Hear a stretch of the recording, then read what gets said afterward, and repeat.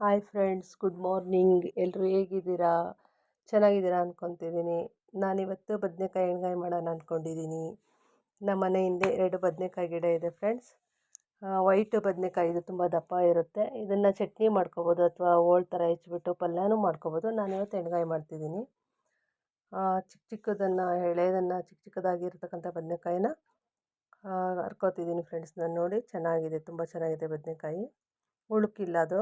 ಹಾಗೆ ಅದು ಹರ್ಕೊಂಬಿಟ್ಟು ತೊಳೆದು ಒಳಗೆ ತೊಗೊಂಬಂದಿದ್ದೀನಿ ಫ್ರೆಂಡ್ಸ್ ನಾನು. ಈಗ ಮಸಾಲೆಗೆ ಕಡಲೆ ಮತ್ತು ಹುಣಸೆಹಣ್ಣು, ಶೇಂಗಾ, ಹಾಗೆ ಹುಚ್ಚೆಳ್ಳು ಮತ್ತು ಎಳ್ಳು, ಹಾಗೆ ಕೊಬ್ಬರಿಯನ್ನು ಹಾಕಿ ರುಬ್ಕೋಬೇಕು. ಹಾಗೆ ಈರುಳ್ಳಿ ಮತ್ತು ಕರಿಬೇವು, ಟೊಮೊಟೊ ಹೆಚ್ಕೊಂಡಿದ್ದೀನಿ. ಬದನೇಕಾಯಿನ ಹೋಳು ಮಾಡಿಬಿಟ್ಟು ಹೆಚ್ಚಿಟ್ಟು ಉಪ್ಪಿನ ನೀರಲ್ಲಿ ಹಾಕ್ಬಿಟ್ಬಿಟ್ಟಿದ್ದೀನಿ ಫ್ರೆಂಡ್ಸ್. ಹಾಗೆ ಮಸಾಲೆಗೆ ಹುಣಸೆಹಣ್ಣು, ಶೇಂಗಾ, ಕಡಲೆ, ಹಾಗೆ ಹುಚ್ಚೆಳ್ಳು ಪುಡಿನಾರು ಹಾಕ್ಬೋದು, ಹಾಗೆ ಕಾಳಾರು ಹಾಕ್ಬೋದು. ನಾನು ಕಾಳು ಹಾಕ್ತಾಯಿದ್ದೀನಿ.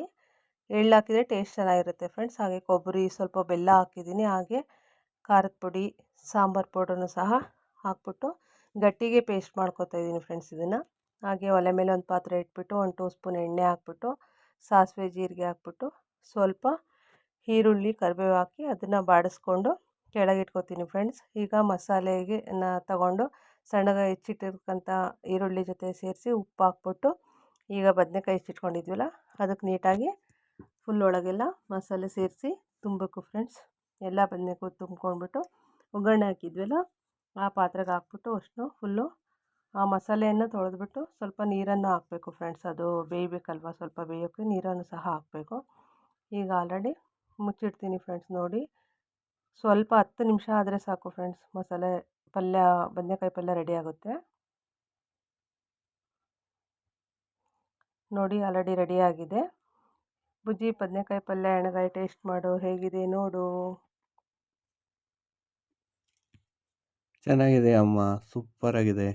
ನಮ್ಮ ಮನೆಯವ್ರು 6 ಮಂತ್ ಆಯಿತು ಬದನೇಕಾಯಿ ಎಣ್ಗಾಯಿ ತಿಂತಾ ಇರಲಿಲ್ಲ, ಅಲರ್ಜಿ ಆಗಿತ್ತು. ಡಾಕ್ಟ್ರು ತಿನ್ನಬೇಡ ಅಂತ ಹೇಳಿದರು. ಇವತ್ತೇ ಫ್ರೆಶ್ ತಿಂತಾ ಇದ್ದಾರೆ. ನೋಡಿ ಫ್ರೆಂಡ್ಸ್, ಬದನೇಕಾಯಿ ಎಣ್ಗಾಯಿ ಅಂದರೆ ಅವ್ರಿಗೆ ತುಂಬ ಇಷ್ಟ ಫ್ರೆಂಡ್ಸ್.